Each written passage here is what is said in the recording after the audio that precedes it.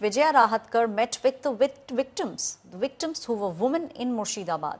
Now, Vijaya Rahatkar visited the violent hit areas and she said that women were sexually assaulted by the mob. Rahatkar also said that no one was spared by the rioters. She claimed everything has been destroyed and nothing has been left untouched. The governor is also visiting Murshidabad. He had earlier visited Malda. The governor will make sure that he meets all those victims in Murshidabad. The people who have been affected are the ones that the governor will be meeting. The BJP, on the other side, has started to accuse the Mamata Banerjee government of concealing details of what exactly happened when violence broke out, accusing the state of shielding rioters just to keep the vote bank intact. The TMC has hit back. They are saying that BJP is the one that fanned communal flame and is now urging Hindus to hoard weapons. फिलहाल इसी को ही देख रहे हैं, इन लोगों को समझ पा रहे हैं, उनका दर्द दुख हम समझ पा रहे हैं। मुझे लगता है कि अभी समय नहीं बात करने का। आर्मी को नहीं छोड़ा, किसी को भी नहीं छोड़ा है, बहुत तकलीफ की बात है। हम आपके पास आए कि नहीं आए? आए ना? अब मुझे बताओ, देखो महिलाएं हिम्मत का उनको बोलिए ना, आप हिम्मत करो, आपके साथ पूरा केंद्र आपकी मदद करेगा, आप चिंता मत करो। हम आपको मिलने के लिए आए हैं, आपको देखने के लिए आए हैं, आपको सुनने के लिए आए हैं। और मैं आपको एक बार जरूर कहूँगी कि आपको ऐसा नहीं छोड़ेंगे, आपकी पूरी चिंता करेंगे, आप चिंता मत करो, आपकी 100% चिंता करेंगे। इसीलिए यहाँ तक आए हैं, आपकी चिंता बहुत है, तो आप ये मत समझना कि आप अकेले आपके साथ पूरा देश है, हम सभी आपके साथ। तृणमूल कांग्रेस पूरी चीज को छुपाने की कोशिश कर रही है।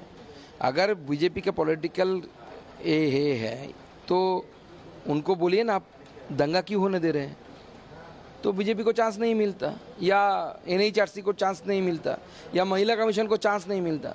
आपने दंगा करने दिया क्योंकि आपके ये जो 22 लाख लोग, 23 लाख स्टूडेंट्स जो वंचित हुए में नौकरी में, 26,000 लोगों की नौकरी चली गई थी, उससे नजर घुमाने के लिए ममता बनर्जी ने दंगा करवाया। I appeal to home minister to have president rule in Bengal. আর তা যদি নাও হয় তাহলে এইটুকু রিকোয়েস্ট রাখতে রেখেছি যে ইলেকশনটা যেন মিলিটারি রুলের আন্ডারে হয়, তাহলে ফেয়ার ইলেকশন হবে। আর আমরা ফেয়ার ইলেকশন চাই, আমরা দাঙ্গা চাই না, মারামারি চাই না, কিচ্ছু চাই না।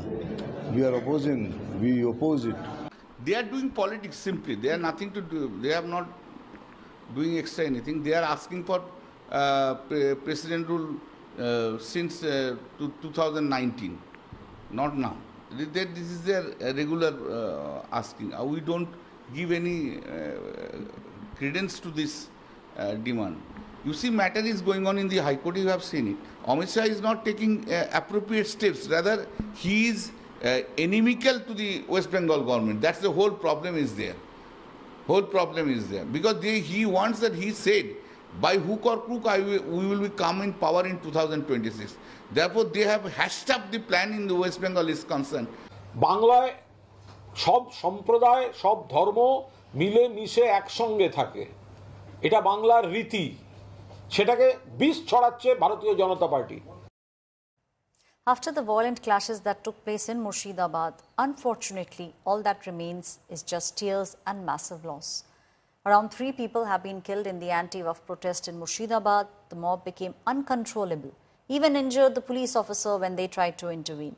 Victims are still trembling in pain. They are claiming that the attackers were masked Muslims. According to them, the Muslim mob assaulted, robbed, and even attacked them with acid. The violence was so intense that the mob hurled bombs at them, forcing them to flee their homes and to seek refuge in various camps. My colleague Suryagini Roy has been reporting from the riot-hit region of Malda. He's spoken with a lot of victims. Listen in to what the victims have to say. কত বয়স ওর? 6 মাস না 6 মাসের কম? 6 মাস। 6 মাস। আপনার নাম? আমার নাম baby Mondal. আপনি কবে এলেন এখানে? শনিবার রাতে। কি হলো? আপনার গ্রামটা কোথায় ছিল আর আপনার কি হলো? আমাদের গ্রাম হলো বেদবন্না 16 নম্বর ওয়ার্ড। মুসলমানরা সব ভাঙচুর করে দিয়েছে, ঘরে আগুন লাগিয়ে দিয়েছে, অ্যাসিড ঢেলে দিয়েছে, গয়নাগাটি যা ছিল টাকা পয়সা সব নিয়ে গেছে। ওকে কিভাবে নিয়ে এলেন? মানে সমস্যা হলো না যে? হবে না, সমস্যা অনেক হয়েছে, একের পর এক ঘর ভাঙছে, একের পর এক চলে আসছি, আবার ওর ঘরে নুকিয়ে বেড়াচ্ছি বাচ্চাকে নিয়ে নিয়ে। দিয়ে এদিককার লোক, গ্রামের লোক নৌকা পাঠিয়েছে, দিয়ে আমরা এসে ঘাট থেকে গ্রামের লোক নিয়ে এসছে। বাড়ি ফেরত যাবেন? যাবো, কিন্তু সারা বছরের জন্য ক্যাম্প বসছি দেখ আমাদেরকে।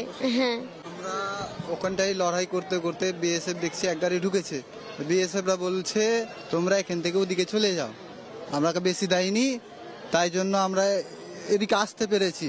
বিএসএফ যখন ঢুকেছে তখন তারপরে এখানটায় আসতে পেরেছি আমরা। বাড়ি যাবেন কবে? বাড়ি আমাদের বিএসএফ ক্যাম্প না হবে ততদিন আমরা বাড়ি যাচ্ছি না। আপনার কি বাচ্চাগুলোকে নিয়ে কি করে এলেন? নৌকা করে? নৌকা করে এসছি।